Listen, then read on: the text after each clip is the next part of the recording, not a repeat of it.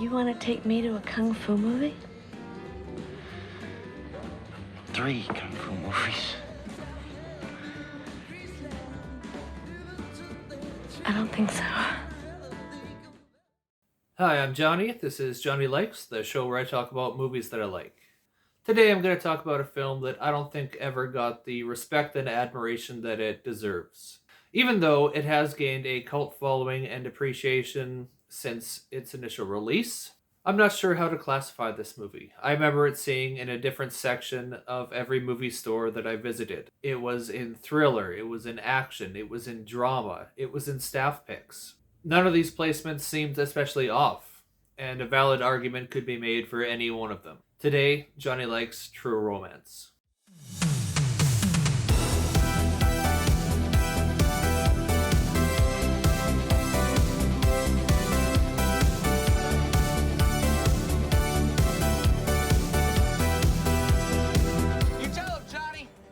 Tell the world. True Romance stars Christian Slater, Patricia Arquette, Dennis Hopper, Christopher Walken, Tom Sizemore, Penn, Brad Pitt, James Gandolfini, Samuel L. Jackson, and Val Kilmer. And there's more people in it even. But those are just some big names. It was written by Quentin Tarantino and Roger Avary. They worked together on a few films, most notably Pulp Fiction. And it was directed by Tony Scott. Christian Slater plays Clarence Worley, a comic shop employee who goes to the movies to see a kung fu triple header on his birthday. All of the films, of course, star Sonny Chiba. At the movies, he meets Alabama Whitman. They hit it off and they spend the night together. Clarence learns that Alabama is a call girl who has been hired to spend the night with him. They confess that they have real feelings to each other. Alabama quits her job on the spot, and Clarence goes to her former employer's place of residence to pick up her things. Drexel, her former boss, doesn't take the news too well.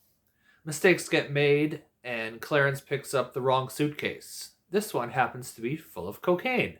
We follow our young lovers as they trek across the country to hopefully sell the cocaine in one big payday, all the while being pursued by the mafia and the law.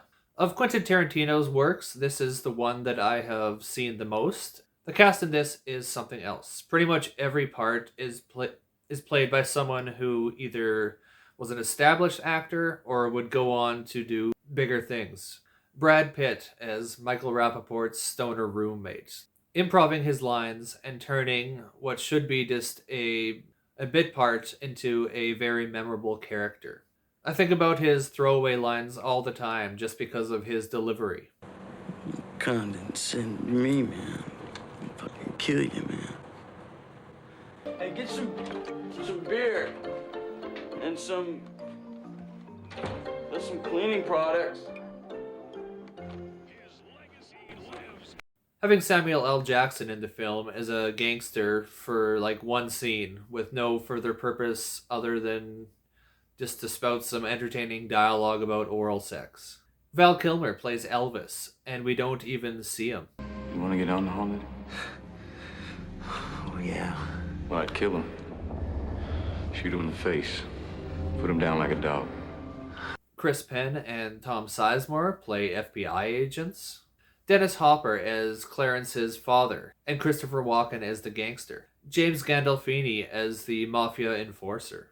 Watching this movie now is entertaining, if only just for seeing all the known faces in their up-and-coming parts. That's the thing about Tarantino, is that he loves the character actor, and loves to give small roles the chance to become big roles. All it takes is the right actor. Tony Scott must have recognized this, and seen the power in it, as he seems to just let the actors do their thing here. Although I wasn't there, I don't know how instrumental any was in molding their performances. The score by Hans Zimmer is quite catchy and memorable.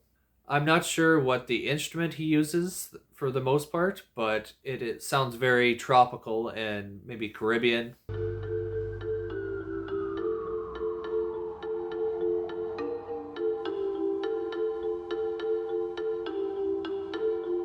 If I was scoring this movie, this would not be an obvious choice for me. It's an odd juxtaposition that shouldn't work on paper, but it does in practice. The dialogue and story are wonderfully written by Tarantino and Avary. The combination of Tarantino's trademark dialogue and the way the story progresses, it holds your attention for the duration of the film.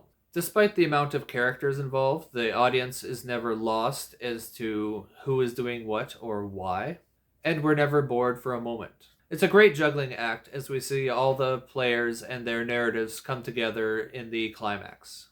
Tony Scott was a man who knew how to add style and veneer to a film. He was instrumental in making what we think of as the big Hollywood action movie from the 80s and 90s, with fare such as Top Gun and Days of Thunder, The Last Boy Scout, and Enemy of the State. The man knew how to do big and bombastic. He also knows how to handle the smaller scale side of stuff as well. The more tender moments between Clarence and Alabama are handled with finesse and ease and fit along seamlessly alongside the more violent parts of the film. Yeah, I love to get pie after a movie. Would you like to go get some pie with me? I love some pie. Now, I love this movie as a whole, but there are three kind of standout or infamous scenes that I'm going to just talk about a little bit here. First is the scene where Clarence goes to get Alabama's stuff from Drexel. Drexel is played here by Gary Oldman in way over-the-top mode. It's one of his most famous roles, I believe. At least in my brain it is. So Clarence is trying to play it tough, even though he's in kind of a tense, bad situation. And Drexel views him as a guy who's out of his element, trying to act hard. Who the fuck are you? I'm her husband. Yeah. Well, that makes us practically related.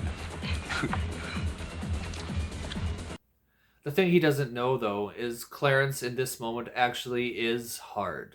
It's his love for Alabama that makes him very dangerous here. He'll do anything for this woman, and he won't give it a second thought. The way that the dialogue going back and forth between Clarence and Drexel just keeps on ratcheting up at the tension as they're kind of tossing the light back and forth. It's a great little moment. And when the violence finally does erupt, it gives me goosebumps pretty much every time I watch the scene. The second scene is probably the most infamous one.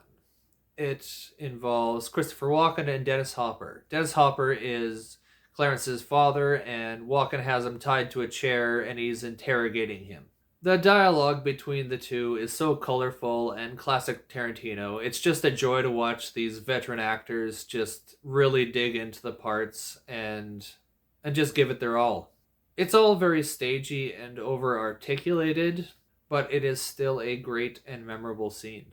The third scene is the one where Gandolfini is questioning and beating up Alabama. This is the counterpart to the scene where Clarence gets Alabama's stuff from Drexel. This one shows that no matter what, Alabama will not betray Clarence. Gandolfini exudes menace and danger here. I expect that this is a role that helped get him Tony Soprano ultimately.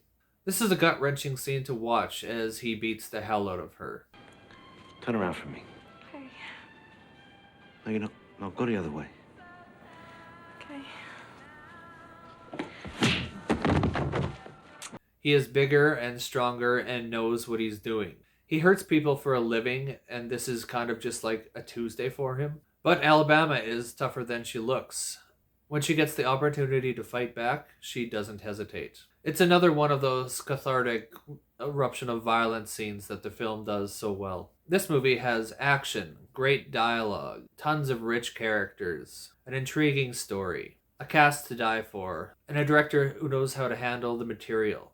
The result is one of the best movies of the 90s. It's interesting as in that it is both of its time and timeless. Like, it could easily have been made in the 1970s and you wouldn't have to change very much in the film. Same goes, you could make it today and very little would have to change. It's a drama, it's a thriller, it's an action, it's a comedy. Most of all, it's a fantastic roller coaster ride of filmmaking. And it's a 5 out of 5 from me. So if you like this, here's some other 90s crime stuff to check out. I would give Pulp Fiction a shot if you've never seen it. It is everything the hype says. It's great. 2 Days in the Valley, another ensemble cast, twisty 90s, a little bit of a forgotten gem there.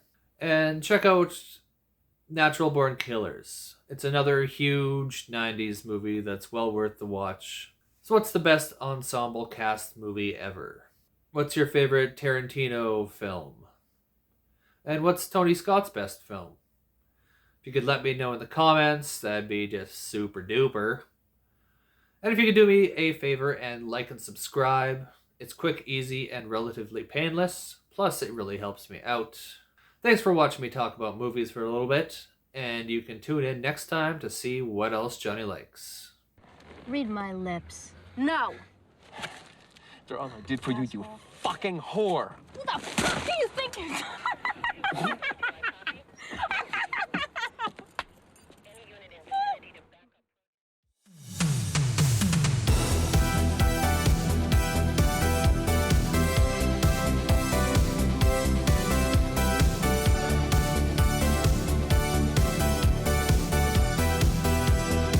You tell him, Johnny. You tell the world.